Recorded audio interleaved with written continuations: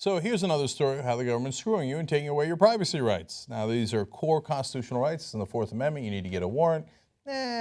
Constitution, who needs it? So there's a new law called CISA that was stuck into an omnibus bill so that it can't be taken out and it'll be more easily passed. That's the Cybersecurity Information Sharing Act of 2015. That's where they share your information with the government.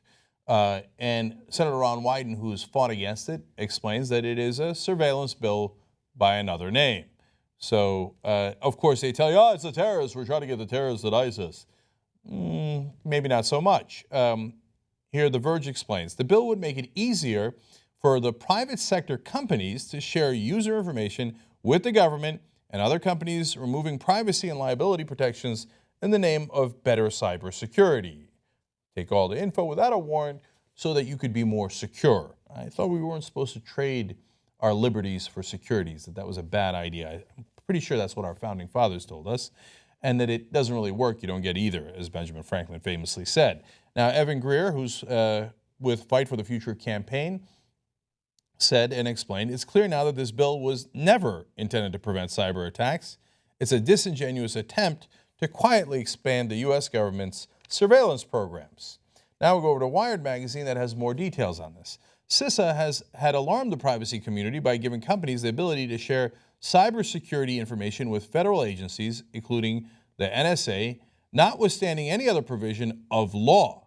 That means CISA's information sharing channel, ostensibly created for responding quickly to hacks and breaches, could also provide a loophole in privacy laws that enabled intelligence and law enforcement surveillance without a warrant.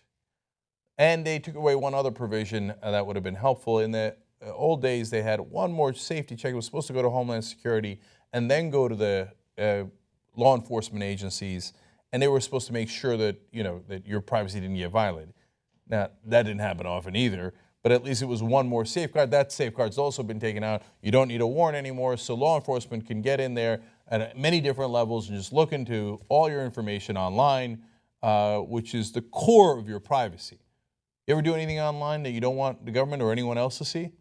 Well, too bad for you. They snuck this into the bill. They're coming. So in the Senate, of course, the establishment is very bipartisan. You think that there's a real fight here? The Democrats and Republicans don't agree, as you were told on TV? No. Whenever it comes to screwing you, they totally agree.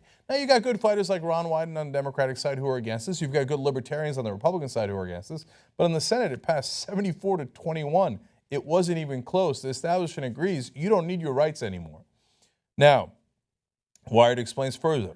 The latest version actually chips away even further at the remaining personal information protections that privacy advocates had fought for in the version of the bill that passed the Senate.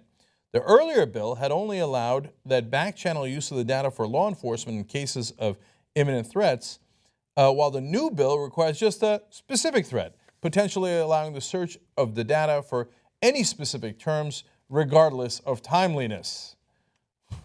So the Senate version that had passed was already terrible. That's the one that passed 74-21. Then you go to the House, they sneak it into a giant bill that the president's going to have a hard time vetoing because it has so many other provisions in it. And the details are worse in the House than they were in the Senate. Robin Green, Policy Counsel for Open Technology Institute, says they took a bad bill and they made it worse. Okay, fantastic. And they explain here that lumping CISA with the Omnibus bill further reduces any chance for debate over its surveillance-friendly provisions or a White House veto. They explain that the reason for that is, now if it's just a bill that stands on its own, if the president wanted to veto it, which he had mentioned earlier, then changed his mind, now the White House supports it anyway. I've said this before, if Barack Obama had a wrestling nickname, it would be the establishment.